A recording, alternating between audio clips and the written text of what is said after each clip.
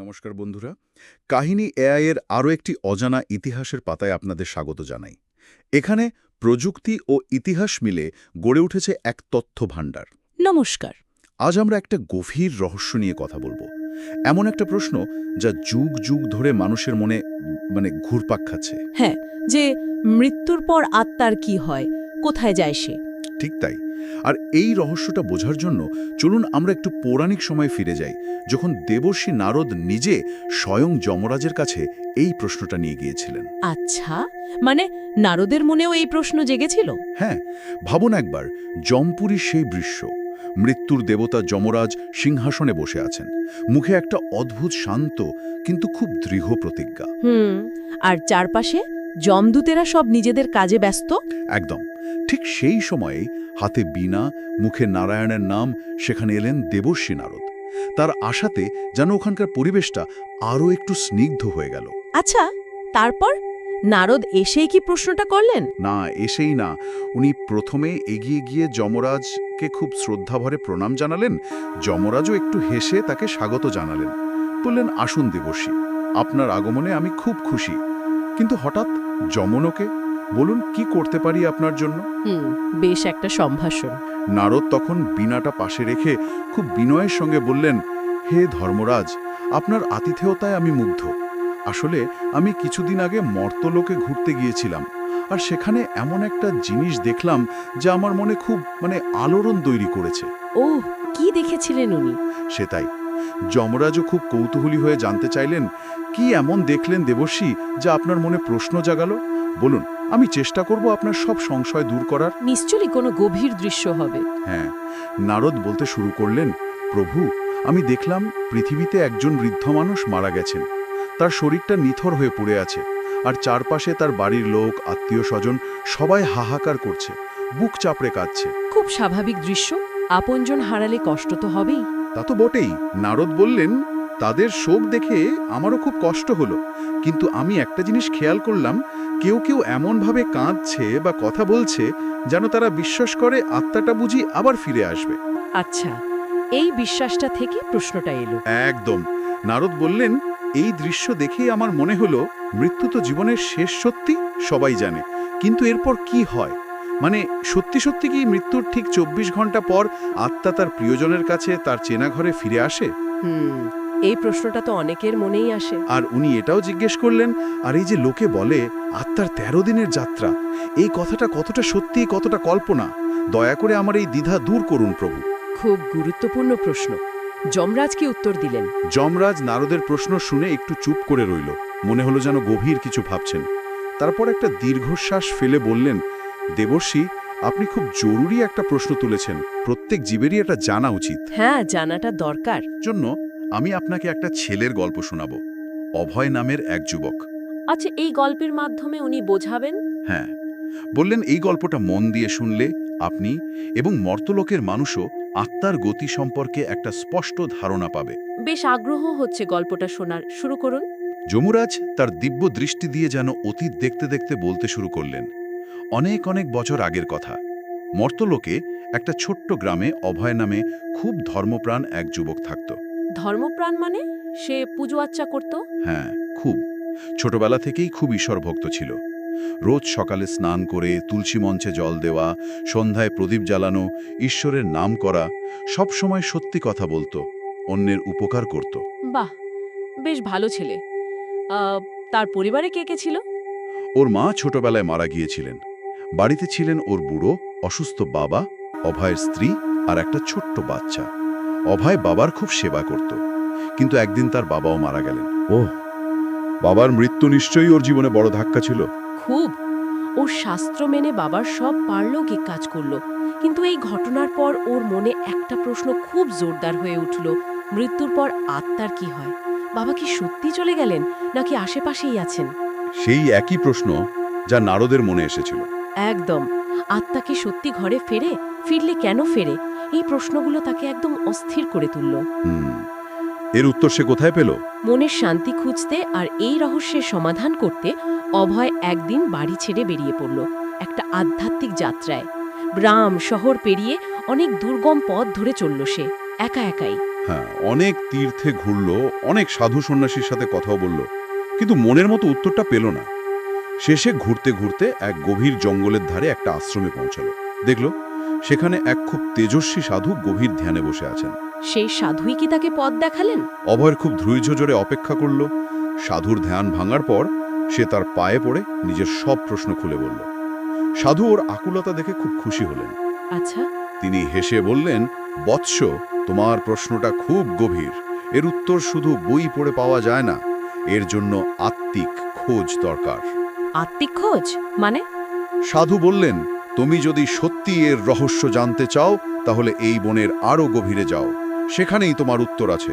ভয় পেও না, তোমার সৎ ইচ্ছাই তোমায় পথ দেখাবে। বনের গভীরে একা? হ্যাঁ, গুরুর আদেশ পেয়ে অভয় গভীর জঙ্গলের দিকে হাঁটা শুরু করল। বন যত গভীর হচ্ছে পরিবেশটাও তত রহস্যময় হয়ে উঠছে। আলো প্রায় ঢোকে না, চারপাশ থেকে অদ্ভুত পশু পাখির ডাক, শুকনো পাতার আওয়াজ, বেশ একটা গা ছমছমে ব্যাপার। কিন্তু অভয়ের মনে তো জ্ঞান পাওয়ার ইচ্ছা প্রবল। ঠিক সেই ইচ্ছাই তাকে এগিয়ে নিয়ে চলল। অনেকটা পথ যাওয়ার পর সে এক বিশাল পুরনো বটগাছের সামনে এসে দাঁড়ালো। গাছটা যেন আকাশ ছুঁয়েছে, ঝুড়িগুলো সাপের মতো ঝুলছে। এ কি কোনো সাধারণ গাছ ছিল? না, হঠাৎ সেই বটগাছ থেকে গম্ভীর পুরুষ গলায় আওয়াজ এলো, থামো পথিক, এই গভীর জঙ্গলে একা কোথায় যাচ্ছ? গাছ কথা বলছে? অভয় নিশ্চয়ই খুব অবাক হয়েছিল। প্রথমে চমকে গেলেও নিজেকে সামলে নিয়ে হাত জোড় করে বলল, হে মহাবৃক্ষ, আমি মৃত্যুর পরের রহস্য জানতে বেরিয়েছি। আত্মা মৃত্যুর পর কোথায় যায়, কি হয় তার দয়া করে পথ দেখান। বটগাছ কি বলল? বটগাছ যেন একটু হাসল, গলার স্বর আরো গম্ভীর করে বলল, আমি তোমাকে আত্মার প্রথম অবস্থাটা জানাতে পারি, কিন্তু তার আগে আমার একটা ধাঁধার উত্তর দিতে হবে। পারলে তবেই জ্ঞান পাবে। ধাঁধা? বেশ আকর্ষণীয় তো। অভয় রাজি হলো, বলল, বলুন মহাবৃক্ষ, আমি চেষ্টা করব। বটগাছ তখন তার ধাঁধাটা বলল, শোনো তবে, জীবিত অবস্থায় আমি কালো, কিন্তু মরলে হয়ে যায় লাল। আমাকে যত জ্বালাবে আমি ততই ছড়িয়ে পড়ি। বলো তো আমি কে? জীবিত অবস্থায় কালো, মরলে লাল, জ্বালালে ছড়িয়ে পড়ে। এটা তো। অভয় কিছুক্ষণ মন দিয়ে ভাবল, তারপর ওর মুখে হাসি ফুটল। বলল, মহাবৃক্ষ, আপনার ধাঁধার উত্তর হলো কয়লা। কাঠ জীবিত অবস্থায় নানা রঙের হয়, কিন্তু কয়লা তো কালোই।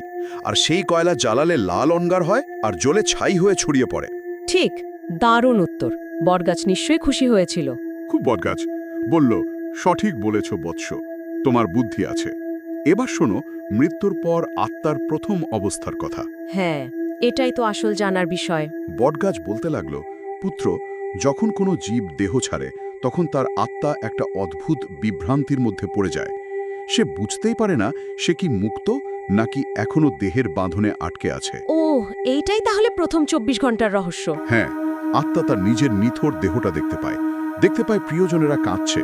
সে তাদের ডাকতে চায়, ছুতে চায়, বলতে চায় সে যায়নি, কিন্তু কেউ তার ডাক শুনে না, তার ছোঁয়া পায় না। এই যে পারে না, এটা আত্মাকে খুব কষ্ট দেয়। ইস, খুব যন্ত্রণার তো। বটগাছ বলল, এই সময় আত্মার মধ্যে তার বাড়ি, তার পরিবার, তার ছেড়ে আসা জীবনের জন্য খুব টান, মানে মোহ কাজ করে। সে বিশ্বাসই করতে পারে না যে সে আর এই জগতের অংশ নয়। ছায়ার মতো প্রিয়জনদের আশেপাশে ঘুরতে থাকে। তার মানে খিদে তেষ্টাও পায়? হ্যাঁ, পায়, কিন্তু সে কিছুই খেতে বা ছুতে পারে না। এই অসহায় অবস্থা তাকে আরো কষ্ট দেয়। তারপর? ধীরে ধীরে বটগাছ বলল, সময় যাওয়ার সাথে সাথে আত্মা তার কর্মফল একটু একটু বুঝতে শুরু করে। জীবনে ভালো কাজ করে থাকলে একরকম শান্তি পায়, আর পাপ করে থাকলে ভয় আর যন্ত্রণা ঘিরে ধরে। কিন্তু মোহটা যায় না? না, মোহটা এত সহজে যায় না, সেটাই সবচেয়ে প্রবল থাকে। আর এই তীব্র মোহের টানেই আত্মা মৃত্যুর প্রায় 24 ঘন্টা পর নিজের চেনা বাড়িতে ফিরে আসে। ও আচ্ছা, এই জন্যই তাহলে মৃত্যুর পর বাড়িতে গীতা পাঠ, হরিনাম, পিণ্ডদানের মতো নিয়মগুলো আছে। একদম ঠিক, বটগাছ সেটাই বলল। এই কাজগুলো আত্মাকে মোহ কাটাতে সাহায্য করে, তাকে তার পরের যাত্রার জন্য তৈরি হতে সাহায্য করে। বুঝলাম। আত্মার প্রথম অবস্থাটা বেশ পরিষ্কার হলো। অভয় এরপর কি জানতে চাইল? অভয় বটগাছকে প্রণাম করে বলল, মহাবৃক্ষ, আপনার জ্ঞানে আমার অনেক দ্বিধা দূর হলো। এবার বলুন, এই মোহের অবস্থা কাটার পর আত্মার কি হয়? বটগাছ হেসে বলল, বৎস, তোমার জানার আগ্রহ দেখে ভালো লাগছে, আরো গভীরে যাও, উত্তর পাবে। অভয় আবার এগোতে শুরু করলো। জঙ্গলটা এবার যেন আরো ঘন, আরো রহস্যময়। কিছুক্ষণ হাঁটার পর অভয় এক অদ্ভুত দৃশ্য দেখল। তার সামনে এক বিশাল কালো কাক বসে আছে। কাক? সে তো সাধারণ পাখি। না, এটা সাধারণ কাক নয়। তার শরীর থেকে দিব্য আলো বেরোচ্ছে, চোখ দুটো যেন আগুনের গোলার মতো, ডানাগুলোও বিশাল। অভয় বুঝল এ কোনো সাধারণ পাখি নয়। সে খুব শ্রদ্ধাভরে কাকটিকে প্রণাম করল। কাকটাও কি কথা বলল? হ্যাঁ, গম্ভীর গলায় বলল, বৎস, তুমি কে? এই ভয়ানক জঙ্গলে কি করছো? অভয় বিনয়ের সাথে বলল, হে দিব্য পক্ষীরাজ, আমি অভয়। মৃত্যুর রহস্য জানতে এসেছি। জেনেছি মৃত্যুর ২৪ ঘন্টা পর আত্মা মোহের টানে ঘরে ফেরে। কিন্তু কেন এই মোহ? কেন আত্মা মায়া কাটাতে পারে না? দারুণ প্রশ্ন। মোহ কেন হয়? কাক বলল, আমি উত্তর দেব, কিন্তু আগে আমার একটা ধাঁধার উত্তর দাও। বলো তো, মানুষের জীবনের সবচেয়ে বড় বাঁধন কোনটা? সবচেয়ে বড় বাঁধন? এটা তো কঠিন। ধন সম্পদ, পরিবার, নাকি অন্য কিছু? অভয়ও কিছুক্ষণ গভীর চিন্তা করল, তারপর স্থির সিদ্ধান্তে এসে বলল, হে পক্ষীরাজ, মানুষের জীবনের সবচেয়ে বড় বাঁধন হলো মোহ। পরিবার, প্রিয়জন, ধন সম্পদ, এমনকি নিজের শরীরের প্রতি যে তীব্র টান বা আসক্তি, সেটাই। ঠিক, মোহ। এটাই তো আসল শিকল। কাক খুব খুশি হয়ে বলল, ঠিক বলেছ বৎস। মোহ হলো সেই শিকল যা আত্মাকে মুক্তি পেতে দেয় না। এবার শোনো, আত্মা কেন ঘরে ফেরে। হ্যাঁ, বলুন। কাক বলতে লাগলো, মৃত্যুর পর আত্মা যখন দেহ থেকে ছাড়া পায়, তখন অল্প সময়ের জন্য সে একরকম স্বাধীনতা অনুভব করে। কিন্তু পৃথিবীর প্রতি তার যে গভীর টান, যে মোহ সে সারা জীবন ধরে জমিয়েছে, সেটা কি আর সহজে কাটে? না, তা তো কাটার কথা নয়। তার মন পড়ে থাকে তার বাড়ি, আপনজন, অসমাপ্ত কাজের দিকে। যখন তার শরীরটাকে চিতায় পোড়ানো হয়, আত্মা সেই দৃশ্য দেখে দেখে তার প্রিয়জনেরা কাঁদছে, কষ্ট পাচ্ছে। সে তাদের সান্ত্বনা দিতে চায়, জড়িয়ে ধরতে চায়, কিন্তু পারে না। হ্যাঁ, পারে না। কেউ তাকে দেখে না, শোনে না। এই যে অসহায় অবস্থা আর ফেলে আসা জীবনের প্রতি টান, এই মোহ, এতেই সে অস্থির হয়ে ওঠে। বিশ্বাস করতে চায় না যে তার পৃথিবীর জীবন শেষ। এই টানে সে আবার ফেরে। কাক বলল, এই প্রবল মোহ আর স্মৃতির টানেই আত্মা মৃত্যুর পর তার চেনা জায়গায়, তার ঘরে ফিরে আসে। সে দেখতে চায় সে চলে যাওয়ার পর সব কেমন চলছে, প্রিয়জনদের শেষবারের মতো অনুভব করতে চায়। তাহলে এই সময়েই ওই শাস্ত্রীয় কাজগুলো, মানে শ্রাদ্ধ, প্রদীপ জ্বালানো, পিণ্ডদান, এগুলো দরকার। ঠিক। কাক বলল, এই কাজগুলো আত্মার মোহ কাটাতে সাহায্য করে। তাকে বোঝায় যে তার পৃথিবীর পালা শেষ, এবার পরলোকের পথে যেতে হবে। আর যাদের মোহ খুব বেশি থাকে, তাদের মোহ কাটতে বেশি সময় লাগে। তারা অনেকদিন পৃথিবীতে প্রেতাত্মা হয়ে ঘুরে বেড়াতে পারে। কিন্তু শাস্ত্রীয় নিয়ম ঠিকঠাক পালন করলে আত্মা ধীরে ধীরে মোহ ছেড়ে পরের ধাপের দিকে যাত্রা করে। মোহ ব্যাপারটা বেশ জটিল। অভয় নিশ্চয় এবার পরের ধাপটা জানতে চাইল। হ্যাঁ, অভয় কাকটিকে আবার প্রণাম করে বলল, হে দিব্য কাক, আপনার কথায় মোহ নিয়ে আমার সব ধারণা স্পষ্ট হলো। এবার বলুন, মোহ কাটার পর আত্মা কোন দিকে যায়? কাক তার ডানার ইশারায় অভয়কে সামনে যেতে বলল। আবার এগিয়ে যাওয়া? বলল, বৎস, তোমার জ্ঞান পিপাসা দেখে ভালো লাগছে, এগিয়ে যাও, পরের উত্তর সামনেই পাবে। অভয় ধন্যবাদ জানিয়ে আবার পথ চলতে শুরু করল। এবার কোথায় পৌঁছালো সে? তৃতীয় পর্যায়ে? হ্যাঁ, এবার জঙ্গলের সেই ভয় ধরানো ভাবটা আর নেই। বেশ একটা শান্ত, স্নিগ্ধ পরিবেশ, ফুলের গন্ধ, পাখির ডাক, চারপাশ আলো ঝলমলে। অভয় বুঝল সে কোনো দিব্য জায়গায় এসে পড়েছে। আচ্ছা। তখনই তার চোখে পড়ল এক অপূর্ব গোমাতা, মানে একটি গরু। তার শরীর থেকে যেন আলো বেরোচ্ছে, চোখ দুটোয় করুণা আর শান্তি। দেখলেই মন ভক্তিতে ভরে যায়। দিব্য গোমাতা, ইনি কি পথ দেখাবেন? অভয় খুব শ্রদ্ধাভরে প্রণাম করল। গোমাতা বাছুরকে যেমন স্নেহে চাটে, সেভাবে অভয়ের দিকে তাকিয়ে বললেন, বৎস অভয়, আমি তোমার আসার কারণ জানি। তুমি মৃত্যুর পরের গভীর রহস্য জানতে চাও। বাহ, উনি আগে থেকেই জানতেন। আমি তোমাকে আত্মার পরের অবস্থাটা বলবো, কিন্তু তার আগে আমারও একটা ধাঁধা আছে। বলো তো, এমন কোন সম্পদ আছে যা মানুষ মৃত্যুর পরেও সঙ্গে নিয়ে যেতে পারে? মৃত্যুর পরেও সঙ্গে যায়? টাকা পয়সা, বাড়ি গাড়ি তো কিছুই যায় না। তাহলে? উভয়েও সেটাই ভাবল। অনেক ভেবে তার মনে হলো মানুষের কাজ। সে উত্তর দিল, হে গোমাতা, মানুষের করা কাজ, মানে তার কর্মফল, সেটাই হলো সেই সম্পদ যা মৃত্যুর পরেও তার সাথে যায়। জীবনে সে যা ভালো বা মন্দ করে, সেটাই তার পরলোকের পথ ঠিক করে দেয়। একদম ঠিক, কর্মফল। গোমাতা নিশ্চয়ই খুশি হলেন। খুব। বললেন, তুমি সত্যি বলেছ বৎস, কর্মই হলো আত্মার চিরকালের সঙ্গে। এখন শোনো আত্মার তৃতীয় পর্যায়ের কথা। হ্যাঁ, এইবার কর্মফলের প্রসঙ্গ আসছে। গোমাতা বলতে শুরু করলেন, যখন আত্মা ধীরে ধীরে মোহ থেকে বেরোতে শুরু করে, তখন তার সামনে তার গোটা জীবনের কাজের ছবিটা ভেসে ওঠে। যেন একটা আয়নার সামনে দাঁড়িয়ে সে তার পুরো জীবনটা দেখতে পায়। ছোট থেকে ছোট ভালো কাজ, আবার বড় থেকে বড় খারাপ কাজ, কিচ্ছু বাদ যায় না। সব মনে পড়ে যায় বা দেখতে পায়। হ্যাঁ, গোমাতা বললেন, যদি আত্মা জীবনে পুণ্য কাজ করে থাকে, যেমন দান, ধ্যান, জপ, তীর্থ, সত্যি কথা বলা, পরোপকার, জীবে দয়া, বিশেষ করে গোসেবা, তাহলে সেই ভালো কাজের ফলে তার পথ আলোয় ভরে যায়। আচ্ছা, তখন সে শান্তি পায়। হ্যাঁ, এক দিব্য শান্তি আর আনন্দ অনুভব করে, আর স্বর্গের পথে বা আরো ভালো কোনো লোকের দিকে এগিয়ে যায়। কিন্তু যদি সে পাপ করে থাকে, যেমন মিথ্যে কথা, ঠকানো, চুরি, হিংসা, রাগ, অহংকার, নিন্দা, জীব হত্যা, অন্যের ক্ষতি করা, তাহলে সেই পাপ কাজের ফল হিসেবে তার পথ অন্ধকার হয়ে যায়। ভয়, অনুতাপ আর যন্ত্রণা তাকে ঘিরে ধরে, আর তাকে কর্মফল ভোগ করার জন্য যমলোকের পথে যেতে হয়। এটা তো খুব ভয়ের কথা। আচ্ছা, মৃত্যুর পর কি আর পাপের প্রায়শ্চিত্ত করা যায় না? অভয় এটা জিজ্ঞেস করেছিল। হ্যাঁ, করেছিল। গোমাতা বললেন, না বৎস, কাজ বদলানোর সুযোগ শুধু বেঁচে থাকতেই মেলে। মৃত্যুর পর শুধু ফল ভোগ করতে হয়।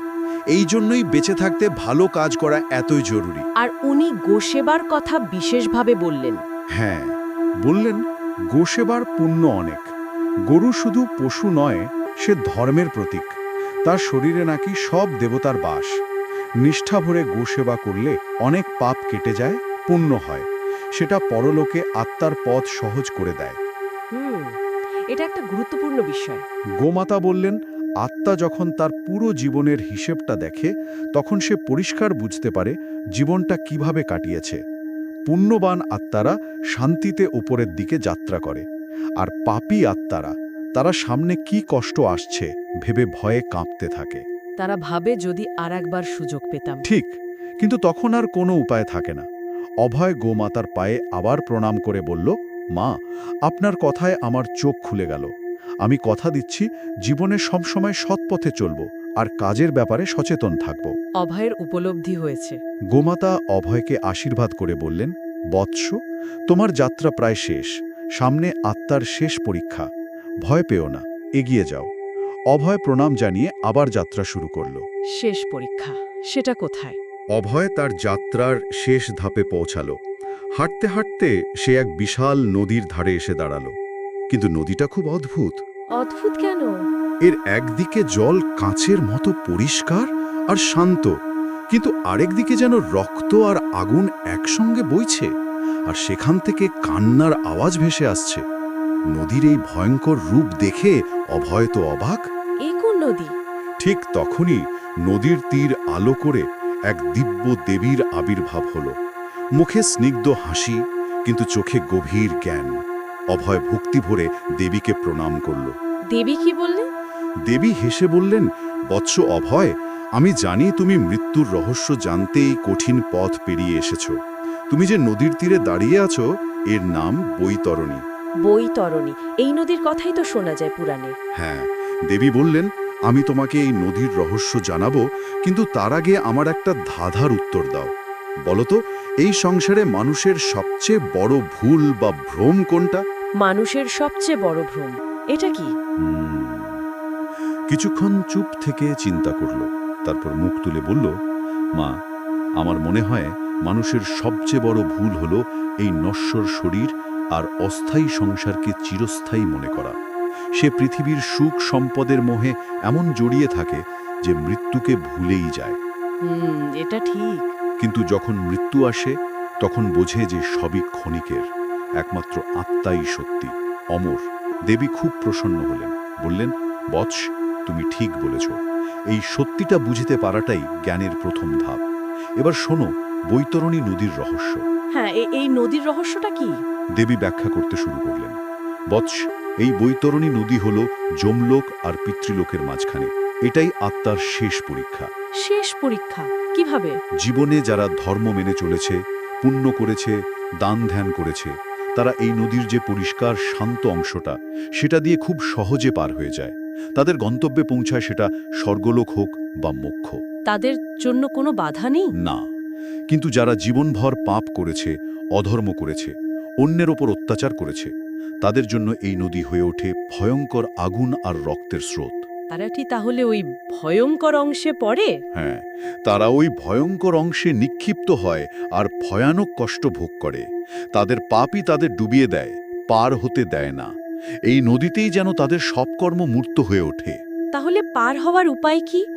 শাস্ত্রে তো গোদানের কথা বলা হয়। ঠিক, দেবী বললেন, শাস্ত্রে বলা আছে যারা জীবনে গোসেবা করে, বিশেষ করে যারা গোদান করে, তাদের জন্য এই নদী পার হওয়া সহজ হয়। কারণ গোমাতা হলেন ধর্মের প্রতীক, তার আশীর্বাদে পাপীও উদ্ধার পায়। আর অন্য ভালো কাজ? হ্যাঁ, অন্যান্য ভালো কাজ যেমন সত্যি কথা বলা, অহিংসা, জীবে দয়া, ঈশ্বরের প্রতি ভক্তি, এই সবই আত্মাকে বৈতরণী পার হতে সাহায্য করে। আচ্ছা, আর যারা পার হতে পারে না তাদের কি হয়? অভয় কি এটা জিজ্ঞেস করেছিল? হ্যাঁ, অভয় খুব ব্যাকুল হয়ে জিজ্ঞেস করল, মা, যারা এই নদী পার হতে পারে না তাদের কি হয়? তারা কি চিরকাল এখানেই কষ্ট পায়? দেবী গম্ভীর হয়ে বললেন, বৎস, কর্মফল তো কাটানো যায় না, তার মানে? নতুন জন্ম নিতে হয়। এইভাবেই তারা জন্ম মৃত্যুর চক্রে ঘুরতে থাকে, যতক্ষণ না পুণ্য কাজ দিয়ে তারা এই চক্র ভাঙতে পারে। ও, এই হলো জন্ম মৃত্যুর চক্র। অভয়ের তো সব সংশয় দূর হয়ে যাওয়ার কথা। একদম, আত্মার যাত্রার প্রত্যেকটা ধাপ তার কাছে স্পষ্ট হয়ে গেল। সেই দেবীকে প্রণাম করে বলল, হে দেবী, আপনার দয়ায় আমি আজ পরম জ্ঞান পেলাম, বুঝলাম জীবন কতটা দামি আর ভালো কাজের গুরুত্ব কতখানি। সে প্রতিজ্ঞা করলো নিশ্চয়ই। হ্যাঁ, বলল, আমি প্রতিজ্ঞা করছি এই জ্ঞান আমি নিজের জীবনে কাজে লাগাবো এবং অন্যদেরও এই পথে চলতে বলবো। দেবী তাকে আশীর্বাদ করে বললেন, বৎস, তোমার যাত্রা সফল হলো, এবার তুমি ফিরে যাও আর এই দিব্য জ্ঞান মর্তলোকে ছড়িয়ে দাও। যাতে মানুষ অজ্ঞানতার অন্ধকার থেকে বেরিয়ে আসতে পারে।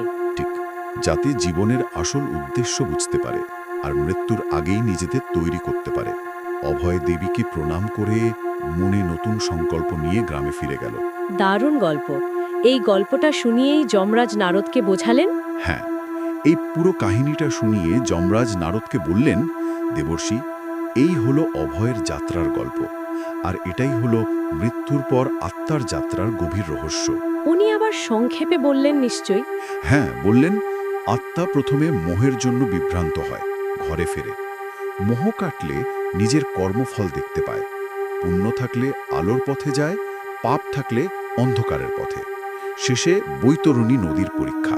যারা পারে তারা মুক্তি বা স্বর্গে যায়, আর যারা পারে না তারা কর্মফল ভোগ করে আবার জন্মায়। একদম। যমরাজের মুখে এই বিস্তারিত ব্যাখ্যা শুনে নারদের সব সংশয় দূর হয়ে গেল। তার মুখটা আনন্দে ভরে উঠল। উনি নিশ্চয়ই খুব কৃতজ্ঞ হলেন। হাত জোড় করে বললেন, ধন্য প্রভু, আপনার কৃপায় আজ এক গভীর রহস্য বুঝলাম। মৃত্যুর পরের যাত্রা নিয়ে আমার মনে আর কোনো দ্বিধা নেই।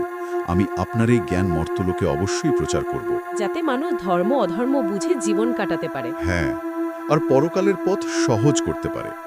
যমরাজও খুব খুশি হয়ে নারদকে আশীর্বাদ করলেন, তথাস্তু দেবর্ষি, আপনার এই চেষ্টায় জগতের মঙ্গল হোক। মানুষ সত্য জানুক, ধর্ম বুঝুক আর মোহমায়া ছেড়ে জীবনের সার্থকতা খুঁজে নিক।